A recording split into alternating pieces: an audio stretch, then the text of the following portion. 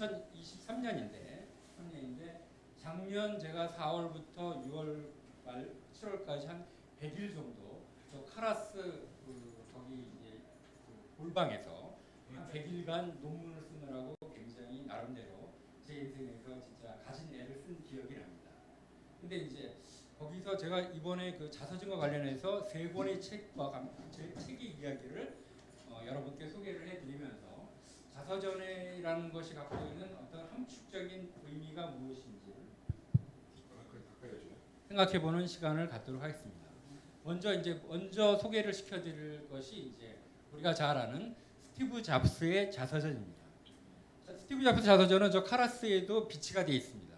그래서 작년에 제가 이제 논문 주제가 중소기업 경영자들이 왜 하필 돈과 직접적인 관련이 없는 인문학 책을 한국에서 이렇게 붐이 불었는가에 대한 것을 주제로 제가 논문을 작성을 했습니다. 여러분 이제 기업인들이 회계학이라든가 경영학을 공부하는 건 너무나 당연한 일인데 현실적으로 돈과 관련이 없는 인문학이 붐이 불었는데 그 가장 직접적인 원인은 스티브 잡스 때문에 그랬습니다. 스티브 잡스가 무슨 말을 했냐면 자신이 소크라테스하고 한 끼 식사만 같이 할 수만 있다면 애플사가 갖고 있던 모든 특허권을 줘도 아깝지 않다라는 말을 했습니다. 그 말이 2000년도까지 한국에서 인문학이 죽어간다고 막 난리가 쳤는데 그때 이후로 서울대학교를 비롯한 우리나라 전국의 모든 대학교에 CEO들을 위한 인문학 포스가 생겼어요. 그래갖고 모든 경영자들이 거기에 다 들어가서 그런 공부를 하기 시작했고 모든 지방자치단체에서도 그런 붐이 불었습니다. 그러면 스티브 잡스라는 사람이 어떠한 사람이기 때문에 이 대한민국에 그 정도로 엄청난 영향을 주었는지 저는 개인적으로 궁금했었던 거예요. 근데 스티브 잡스라는 사람의 삶을 살펴보면은 아주 파란만장합니다. 근데 먼저 자서전에 관해서 한번 이야기를 드리기 전에 여러분들이 생각할 때 대한민국은 자서전을 많이 쓰는 나라라고 생각하십니까? 아니면 다른 나라에 비교해서 자서전을 잘 안 쓰는 나라라고 생각하십니까?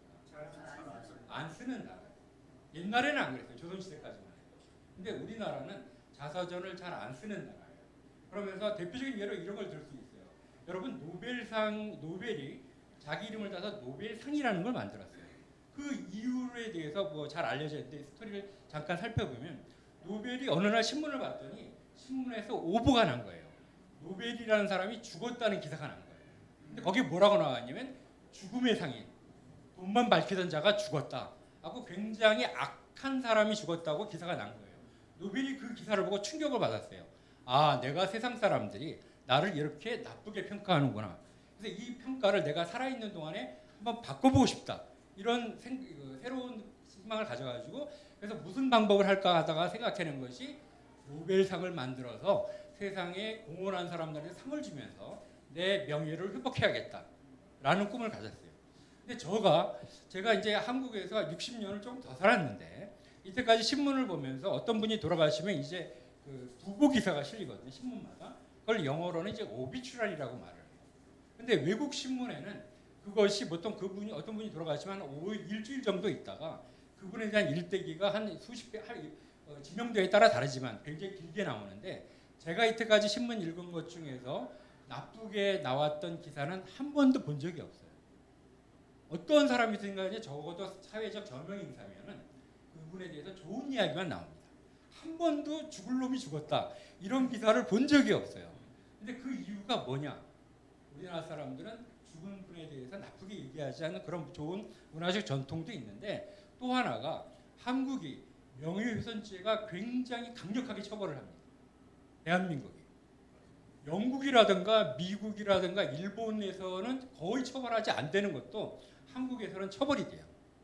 근데 제가 이제 명예훼손죄를 강하게 처벌하는 나라들이 어디에 있나 했더니 브라질, 주로 남미 국가, 부패한 정치인들이 많은 나라일수록 명예훼손죄를 강력하게 처벌을 해요. 근데 우리나라에서도 지금 명예훼손죄가 살아 있어요. 그리고 다른 나라에서는 진실을 얘기해서 명예를 훼손했을 때는 처벌을 안 해요. 근데 우리나라는 죽은 사람이 명예를 훼손을 처벌하고 정말 팩트를 얘기해서 명예를 훼손해도 처벌하는 아주 독특한 나라예요. 그래서 이제 그걸 갖다가 헌법재판소에서 위헌 판결을 신청을 해서 2012년에는 2대 7로 2명만이 위원이라고 했는데 2018년에는 5대 4로 5명이나 명예훼손죄를 없애야 된다라고 말을 했는데 아직까지 6명이 안 됐기 때문에 아직까지도 명예훼손죄가 살아있다 그러더라고요. 이제 그거는 그렇게 두고 스티브 잡스는 1955년에 태어나서 2011년에 죽은 사람이에요. 파란만장한 삶을 살았습니다. 이 사람의 아버지는 시리아 학생인데 미국으로 유학 갔다가 미국인 여자 대학원생 가지고 만나가지고 결혼하기 전에 애를 임신한 거예요. 근데 그러니까 스티브 잡스 입장에서는 외할아버지가 그 결혼을 반대했어요. 시리아 남자랑 결혼하는 걸 결단 반대를 한 거예요. 그래서 할 수 없이 자동차를 수리해서 파는 중고 매매차 딜러한테 양아버지로 해서 입양이 된 사람입니다. 스티브 잡스가. 근데 스티브 잡스라는 사람은 성공을 했어요. 그러니까 엄청난 돈도 벌고 엄청난 명예도 얻었는데 여러분 스티브 잡스가 어느 나라든지 돈을 많이 벌려면 그만큼 욕도 많이 먹어야 되지 않아요? 그래서 30살 때 자기가 만든 회사에서 쫓겨났던 사람이에요. 그리고 스티브 잡스가 7살 때 이제 그 같은 또래에 있던 여자애가 스티브 잡스를 보면서 그랬대요. 얘가 입양됐다는 걸 알고 너희 진짜 아버지 어머니는 너를 원하지 않았다는 말이냐? 라고 질문을 하니까 스티브 잡스가 하는 말이 머리에 벼락이 맞는 느낌을 줬대요. 그 7살짜리 애가. 근데 스티브가 굉장히 똑똑한 사람인데 이 사람이 세상을 보는 시각이 약간 좀 삐딱했어요.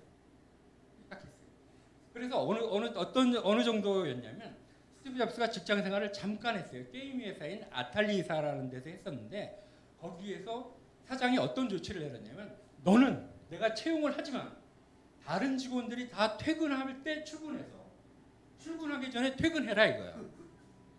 왜냐면 하도 트러블이 많이 나니까. 그리고 너무 말썽이 나니까 스티브 잡스가 뭐라고 말했냐면 야 너 인도 가고 싶어 하는데 내가 너 인도 여행 경비를 대줄 테니까 대신 독일에 가가지고 지금 회사 제품에 클레임이 걸렸는데 네가 해결하고 내 돈 줄 테니까 인도 여행하고 와라. 그래서 내보냈는데 스티브 잡스가 가가지고 물론 그 문제를 다 해결했는데 독일에서 항의 전화가 왔대요. 어떻게 그런 인간을 우리한테 보냈느냐. 그랬더니 이 사장이 뭐라고 그러냐면 당신이 말했던 그 클레임을 그 사람이 해결했느냐. 그러니까 아 그건 해결했는데 그러니까 뒷얘기는 듣고 싶지 않다. 해결했으면 됐지 뭔 잔소리냐. 라고 말할 정도의 사람이었어요. 근데 이제 스티브 잡스가 나중에 나이를 먹다 보니까 이 사람이 생각이 달라진 거예요. 이때까지 다른 사람이 나한테 뭐라고 해도 전혀 신경 쓰지 않는 사람인데 이 사람이 새롭게 생각이 된 거예요. 미국은 우리나라하고 달라가지고 출판 시장에서 스티브 잡스에 대해서 악명을 날리는 아주 나쁜 사람이라는 책들이 엄청나게 출판이 된 거예요. 그러니까 스티브 잡스가 어떤 생각을 했냐면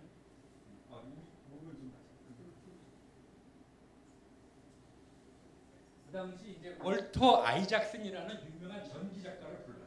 그래갖고 요구하는 게 딱 그거예요. 진실만을 써줄 거를 부탁한다 이거예요. 그래서 2009년부터 2011년까지 스티브 잡스가 그렇게 바쁜 와중에도 40여 차례 인터뷰를 해줘요. 그리고 나를 좋아하는 사람은 물론이지만 나를 굉장히 나쁘게 생각하는 사람도 인터뷰를 해서 나에 대해서 팩트를 전달해달라라고 얘기를 해요. 그래서 그 월터 아이작슨이 열심히 써가지고 출판을 하려고 했는데 스티브 잡스가 2011년 12월 5일날 죽어버려요. 그러니까 출판을 아직 안 했는데 원래 죽고 난 다음에 바로 해야지 책이 잘 팔리니까 빨리빨리 이제 마무리를 해서 출판해서 스티브 잡스가 그 전기가 대박이 났고 대한민국에서도 엄청나게 팔렸다는 걸 알 수 있습니다. 근데 이제 스티브 잡스라는 그러니까 우리가 거기서도 알 수 있는 건 뭐냐면 그렇게 성공지향적이었던 스티브 잡스도 나중에 나이를 먹게 되니까 자기 아버지가 자기 그 23살 때 자기를 버렸어요. 근데 아버지에 대해서 증오감이 엄청나고 스티브 잡스가 나중에 알고 봤더니 친아버지가 자기 동네 근처에다 커다란 레스토랑을 하고 있었대요. 그래서 나중에 유명해지니까 그 아버지가 자기를 만나겠다고 왔는데도 평생 얼굴도 안 봤대요. 근데 스티브 잡스가 똑같이 자기가 23살 되었을 때 딸을 낳고 난 다음에 그 딸을 버렸어요. 저 딸은 내 딸이 아니다.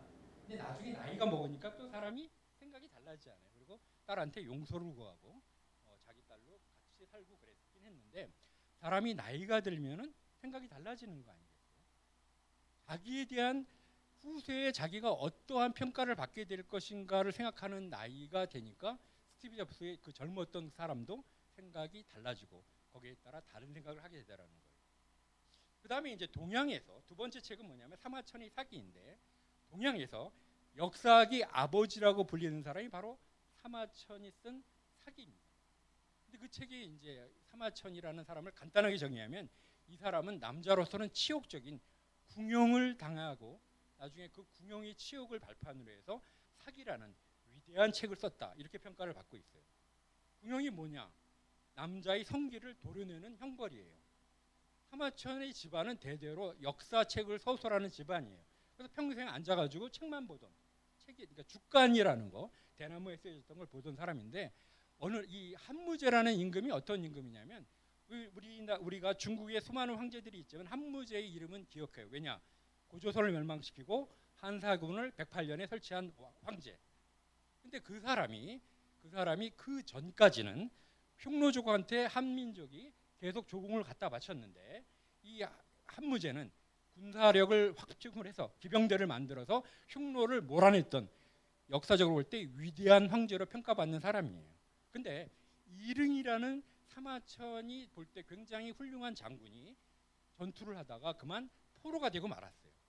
근데 한무제가 장군으로 보냈던 사람들은 다 어떤 사람들이냐면 한무제가 아끼는 애첩의 오빠들이에요. 이릉은 그 오빠의 부하로 같이 참전을 했단 말이에요.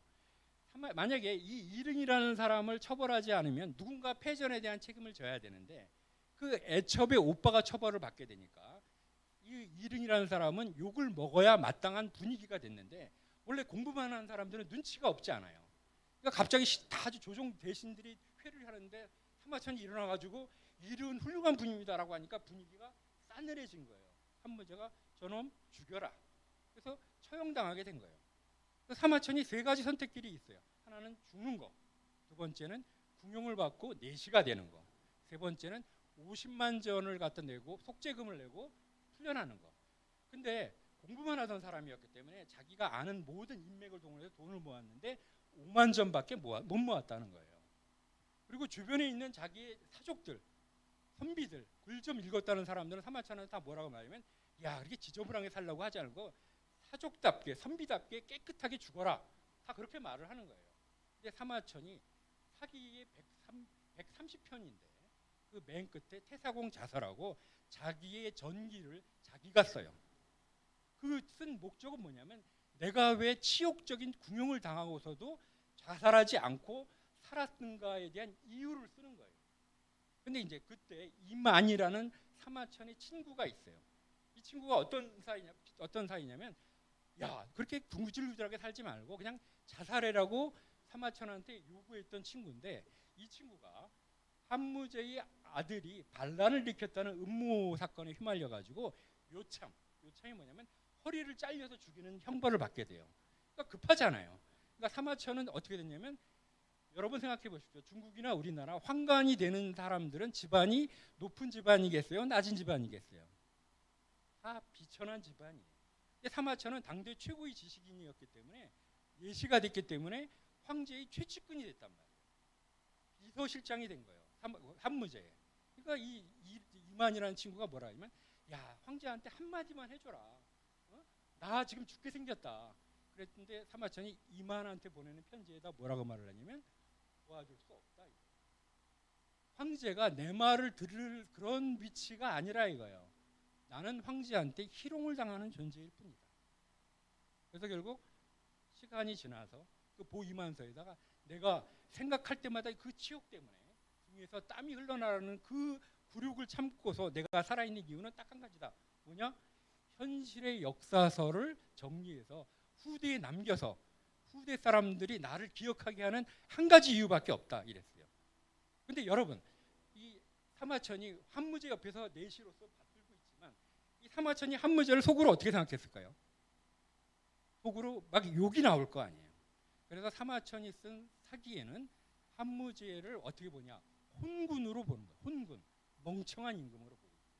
물론 사마천이 한무제를 나쁘게 쓴 기록은 하나도 없어요. 대신 한무제가 임명한 수많은 장관들, 이 사람들을 다 개새끼 그렇게 그렇게 쓴 거예요. 왜? 나를 내시로 만들었잖아요.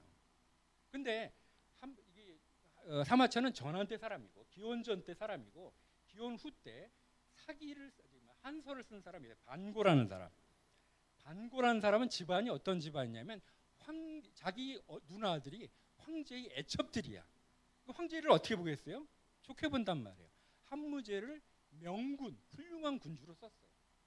그리고 천년이 지난 다음에 송나라 때 사마광이라는 역사가 있어요. 자치통감이라는 유명한 역사책을 쓴 사람이 있어요. 그 사람은 또 한무제를 뭐라고 썼느냐? 폭군으로 썼어요. 우리가 역사라는 것이 우리가 한국하고 일본하고 역사 분쟁 맨날 나지 않아요. 그러니까 항상 역사는 객관적인 학문이 절대로 아니에요. 보는 사람마다 다 다른 거예요. 여러분 어떤 사건, 만약에 이제 우리가 이런 일, 어떤 사건이 있을 때 이 사건을 본 한 100명한테 그 사건에 대해서 줄거리를 쓰라 그러면 100명이 그 사건에 대해서 보는 관점에 따라 다 다르게 볼 수밖에 없다는 거예요. 그걸 흔히 라쇼몽 효과라고 한답니다. 그렇기 때문에 역사에서는 기록을 남기는 자가 승리하는 자가 돼요. 무조건 기록을 남기는 사람이 이기는 사람이 되는 것이고, 저는 이제 가끔 그런 생각을 해요. 제가 군대 생활을 강원도에서 3년을 했는데 지금 그 부대에 만약에 지금 가서 보면 저를 기억하는 사람이 있겠어요? 한 명도 없을 거라고. 내가 옛날에 여기서 군대 생활했다라고 말해봤자 그 사람들이 아니 왜 그걸 그랬는데 뭘 어쩌란 말이냐. 아무도 관심 없을 거 아니에요. 여러분 명확한 건 뭐냐? 우리 모두 죽는다는 거예요. 그거는 부인할 수 없다. 이거. 스티브 잡스가 뭐라고 말하냐면 죽음은 위대한 발명품이라고 했어요. 왜? 죽음이라를 통해서 우리는 인생의 의미를 생각할 수밖에 없다고 맞게 만든다는 거예요. 제가 이제 1983년에 군대를 갔어요. 85년에 제대를 했는데 그때 강원도 제가 7사단 수색대에 있었는데 그 내무반마다 책자, 국방부에서 비치한 책자들이 있어요. 그 책자 이름이 남한산성에서 부는 바람이라는 책이에요. 그 책이 뭐냐면 군대에서 사고를 쳐갖고 사형집행 당한 사람한테 죽기 전에 네가 왜 살았던 걸 쓰라고 수기를 쓰는 거예요. 그리고 그 뒤편에는 유기징역을 받은 사람들이 교도소에 수감된 사람이 쓰는 거예요. 징역을 사는 사람들은 뭐라고 쓰냐면 다시는 내가 이런 잘못을 하지 않겠다. 응? 그렇게 쓰는데 이미 사형 판결을 받은 사람들은 어떻게 쓰냐면 내가 사고를 쳐서 그 고참을 죽였는데 그 죽인 거는 이러이러한 이유가 있는데 재판장이 그걸 몰라줬다는 걸 쓰는 거예요. 자기가 진짜 하고 싶은 얘기를 다 쓰는 거예요. 근데 되게 그렇게 사고 친 사람들이 그렇게 똑똑하거나 현명하진 않아도 이 사람들이 가슴에 품은 어떤 한이 있을 거 아니에요. 그거를 갖다 써내려가니까 제가 그걸 읽고 난 다음에 며칠 동안 밤에 이등병 때 고참들한테 두들겨 맞으면서 이게 잠이 안 오는 거예요. 가슴이 울렁거리는 거예요. 여러분 그 러시아의 유명한 소설가가 있어요. 도스토옙스키라고. 이 사람이 왜 위대한 이게 기독교를 신학자가 아니라 소설가로서 가장 잘 표현한 사람이 도스토옙스키의 까라마조프의 형제들이라는 책이라고 합니다. 근데 이 도스토옙스키가 왜 그렇게 심오하게 사고를 하게 됐느냐? 어느 날 이 사람이 반체제 운동을 하다가 체포가 된 거예요. 그래서 사형대에 섰어. 그러니까 이제 생각하는 거야. 내가 10분 있다 죽겠어. 5분, 3분, 2분, 1분 어떻게 됐을까요? 갑자기 옆에서 죽다라 하고 황제가 보낸 특사가 와요. 황제의 은혜로 니네들이 다 해방됐다라고 하는 쇼를 한 거예요. 황제가. 그러면서 그 반란 체제에 있는 사람들한테 반성을 한번 기회를 주는 거라 이거죠. 근데 그 사람이 그거를 통해서 인간의 본성에 대해서 깊이 사고하는 사람이 된 거예요. 만약에 제가 생각하는 건 뭐냐, 그때 그 남한산성에서 사형을 기다리는 사람들한테 또 다른 삶을 살 수 있는 기회가 주어졌다면 그 사람들은 인간 세상을 보는 눈이 달라졌을지도 몰라요. 근데 그 사람들은 제가 그때 그걸 읽었을 때 이미 다 사형 집행한 날짜가 그 뒤에 나와 있어요. 그걸 통해서 우리가 뭐를 느낄 수 있느냐? 그 사람들이 인간은 최후를 맞았을 때 어떤 생각이 드느냐? 내 아이 삶이 어떤 의미가 있는지를 한 번쯤 되돌아보고 싶은 욕구가 생길 수밖에 없다는 거예요. 제가 저희 어머니가 3년 전에 돌아가셨는데 요양병원에서 한 달간 있었는데 그때 이제 뭐를 느꼈냐면 왼쪽에는 환자들이 있고 오른쪽에는 죽기 하루가 안 될 것 같은 분들을 모셔놓는 돌아가시는 그런 장소예요. 거기에 가면 그때 제가 한 달 동안 있으면서 돌아가신 분들을 수십 명을 봤어요. 왔다가 한 2, 3일 있으면 다 돌아가시더라고요. 밤에 그 앞을 지나가려니까 진짜 이 머리카락이 바짝바짝 쓰는 느낌이 처음엔 들더라고요. 근데 이제 익숙해지니까 또 그런 느낌이 사라지더라고요. 근데 우리가 죽음이라는 거는 우리 현대 문화는 추방시켜 놨지만 우리가 죽음을 생각할 때 스티브 잡스가 했던 말을 생각을 해볼 수가 있어요. 스티브 잡스가 왜 그렇게 위대한 인생을 살았는가? 17살 때 어떤 작가가 쓴 좌우명을 봤대요. 내가 오늘 맞이하는 이 날을 오늘 내일 마지막 날이라고 생각하고 평생을 산다면 나는 분명히 위대한 인물이 되어 있을 것이다. 스티브 잡스는 진짜 그런 삶을 살았어요. 왜? 내일 죽어도 아깝지 않게. 스티브 잡스의 전기를 보면은 그 평생의 좌우명이 뭐냐면 우주의 흔적, 영어로는 덴트라고 말하는데 흠집이라고 말을 해요. 여러분 우리 중에서 우주의 흠집을 남길 수 있는 사람은 사실 몇 명 없어요. 하지만 자기가 있는 공간에서 자기 나름대로 최선을 다해서 어떠한 자기 나름대로의 가치를 발견하고 그 가치를 기록으로 남겨서 후세에 전한다면 그거 자체가 의미가 있다고 봐요.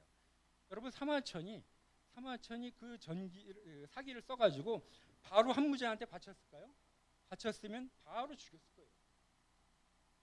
52만 자에 대라는 주간으로 만든 걸 갖다가 여러 부를 만들어서 이걸 갖다가 자기 외손자한테 준 거예요.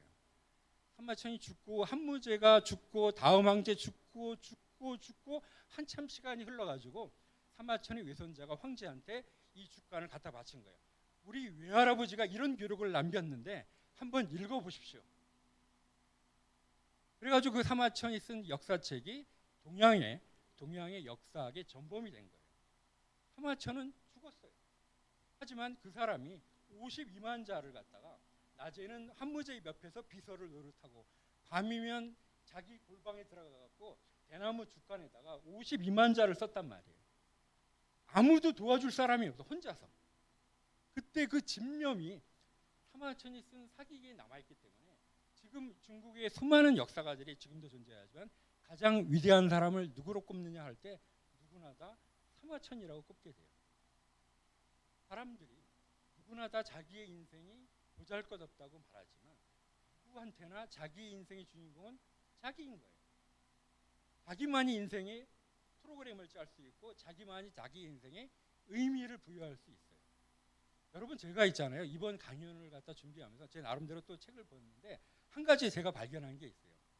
여러분 석가모니의 제자가 10명이 있는데 그중에 6명이 브라만 계급이에요. 가장 최고의 계급. 그 다음에 3명이 왕족이에요. 한 명만 천민이에요. 여러분 공자의 제자들도 보면 다 그 당대의 지식인들이에요. 그리고 소크라테스의 제자들도 보면 플라톤 같은 사람은 그 당대 최고 정치가의 친척이에요. 근데 여러분 성경에서 보시면 어떤 느낌을 드시는지 모르지만 예수님의 제자들은 어떤 출신이었죠? 전부 그 사회의 최하류 계층이에요. 사도 바울만 지식인이었어요. 젊은 제자들이 다 예수를 모른다고 도망쳤던 제자들이 나중에 와서 다 순교를 했고 가장 유일하게 순교하지 않은 사람이 사도 요한인데 나이가 들어서는 자기 인생의 경륜을 담아서 그 관점을 가지고 기록을 남긴 것이 성경에 나와 있는 거예요. 여러분 자기의 인생을 하느님과 같이 짜놓은 자기의 인생에 어떤 의미가 있는지를 여러분 나름대로 기록을 남겨둔다면 우리의 후손들이 그 가치를 평가해 줄 날이 언젠가는 올 것이라는 생각이 들어요. 그래서 기록한 인생은 제가 마지막으로 결론은 기록된 인생은 기록하지 않는 인생보다 더 의미가 있다는 것은 망고의 진리다. 그래서 자기 나름대로 자기의 삶을 자기를 주인공으로 한 드라마를 작성하는 것이 우리의 마지막 사명이 아닌가 그런 생각을 잠시 해봤습니다. 이상입니다.